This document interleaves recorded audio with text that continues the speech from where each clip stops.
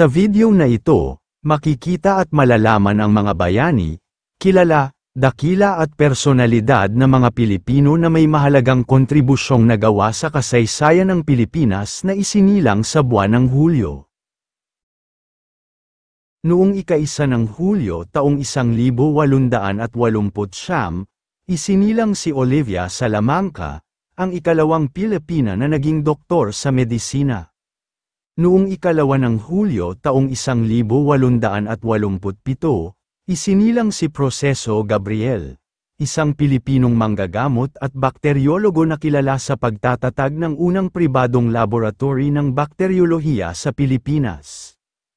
Noong ika-3 ng Hulyo taong 1866, isinilang si Eliodoro Mercado, isang manggagamot na kilala sa pagtuklas ng epektong gamot laban sa sakit na ketong na tinatawag na Schollmugre oil. Noong ika-4 ng Hulyo taong 1859, isinilang si Pablo Tecson, isang opisyal ng hukbo sa ilalim ni General Gregorio del Pilar at nagsilbing kinatawan ng lalawigan ng Cagayan sa Kongreso ng Malolos at Gobernador General ng Bulacan mula 1902 hanggang 1906. Noong ika-5 ng Hulyo taong 1846, isinilang si Numeriano Adriano, isang notaryo publiko, propagandista, reformista at isa sa 13 martir na binitay sa Bagong Bayan noong ika-11 ng Enero taong 1897. Noong ika-6 ng Hulyo taong 1884, isinilang si Precioso Palma, isang kilalang novelista at mandudula sa Pilipinas na sumulat ng nobelang Ipaghiganti Mo Ako at Paglipas ng Dilim noong 1919. Noong ika-7 ng Hulyo taong 1864, isinilang si Isabelo de los Reyes, isang periodista, lider obrero, politiko, at kinikilalang ama ng unyonismo sa Pilipinas, at ama ng sosyalismong Filipino, dahil sa kanyang mga isinulat at aktibismong pang-obrero. Noong ika-8 ng Hulyo taong 1896, isinilang si Alfredo Carmelo, ang unang Pilipino na lumipad ng mag-isa sa isang eroplano sa Pilipinas. Noong ika-9 ng Hulyo taong 1930, isinilang si Domingo Siazon Jr., isang Pilipinong diplomatiko na naglingkod bilang Director General ng United Nations Industrial Development Organization, o UNIDO, mula 1985 hanggang 1992. Noong ika-10 ng Hulyo taong 1939, isinilang si Paco Gorospe, isang Pilipinong pintor na kilala ng marami bilang Picasso ng Pilipinas, at pinili upang kumatawan sa Pilipinas sa World's Fair sa New York noong 1964. Noong ika-11 ng Hulyo taong 1860, isinilang si Pio del Pilar, isa sa tagapagtatag at kalihim ng magtagumpay sangay ng Katipunan sa Kuli-Kuli sa San Pedro sa Makati at nakipaglaban sa Tulay ng Zapote noong ika-17 ng Pebrero taong 1897. Noong ika-12 ng Hulyo taong 1916, isinilang si Vicente Abad Santos, isang Pilipino na naglingkod bilang ika-76 na Associate Justice ng Korte Suprema ng Pilipinas mula ika-17 ng Enero taong 1979 hanggang ika-12 ng Hulyo taong 1986. Noong ika-13 ng Hulyo taong 1856, isinilang si Jose Anacolito Ramos o kilala rin bilang Jose Ishikawa, isa sa mga nagtatag ng unang loiang Pilipino, ang Balangay, Nilad, sa Maynila noong Agosto taong 1870. Noong ika-14 ng Hulyo taong 1879,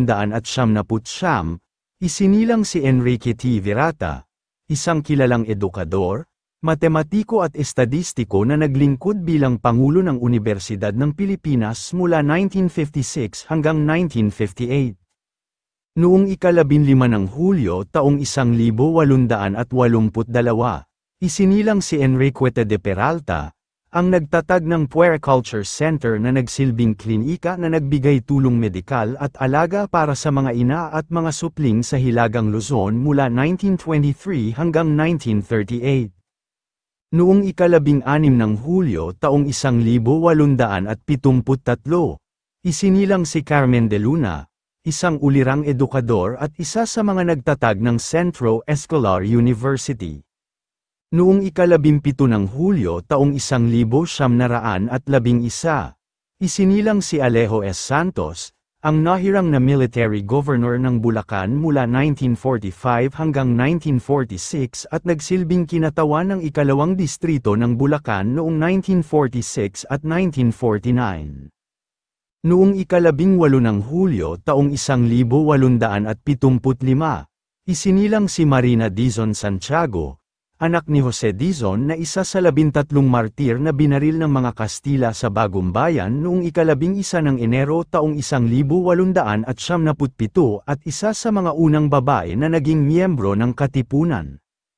Noong ika-19 ng Hulyo taong 1904, isinilang si Jose J. Roy o Jose de Jesus Roy Sr., isang abogado, ekonomista, at politiko na nagsilbing kinatawan ng Pilipinas sa General Assembly ng United Nations sa New York City noong 1950, 1952, at sa Washington, D.C. noong 1954 at 1956.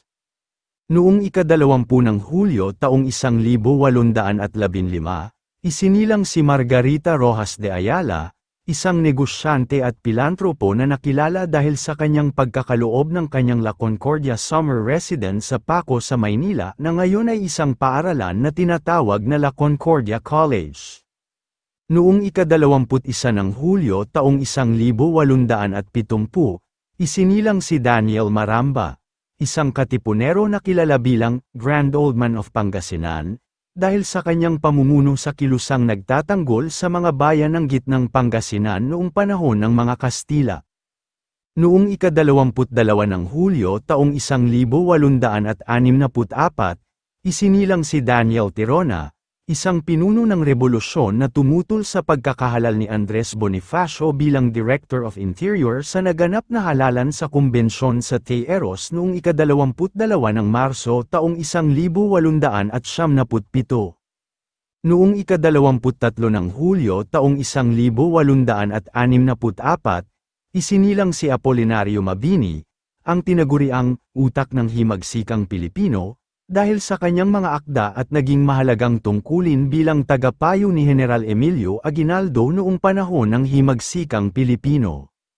Noong ika-24 ng Hulyo taong 1870, isinilang si Guillermo Tolentino, ang itinanghal na pambansang alagad ng sining sa eskultura noong 1973. Noong ika-25 ng Hulyo taong 1872, isinilang si Santiago Alvarez, isang revolusyonaryong general na nakilala bilang Kidlat ng Apoy, dahil sa kanyang katapangan at dedikasyon bilang commander sa mga labanan sa Cavite, partikular sa labanan sa Dalahican.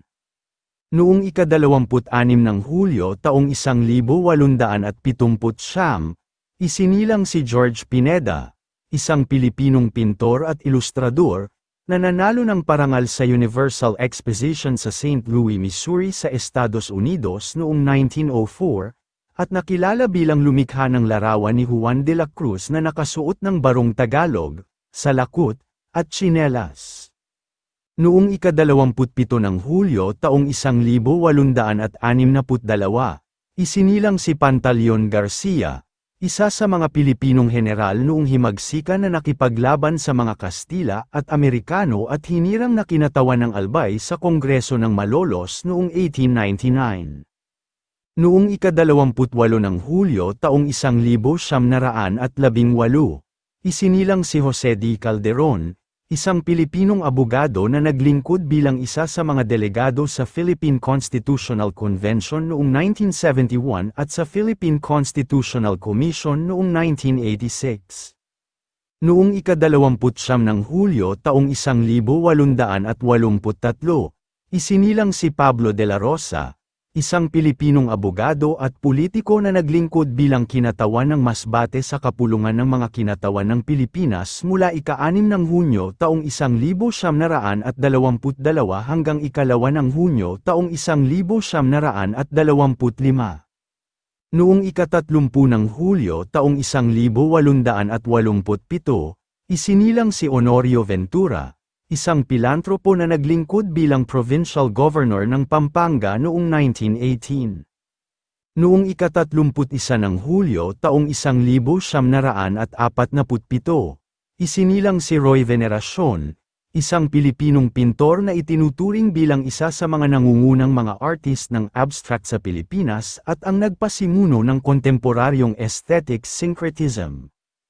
Kung kayo ay aking tatanungin, anong masasabi ninyo sa talambuhay na ito, mag-comment lang. So, ayun lamang ang talambuhay natin ngayong araw, sana ay may natutunan kayo. Huwag na rin kalimutang mag-like at mag-subscribe para maging updated sa mga panibagong video. Maraming salamat po.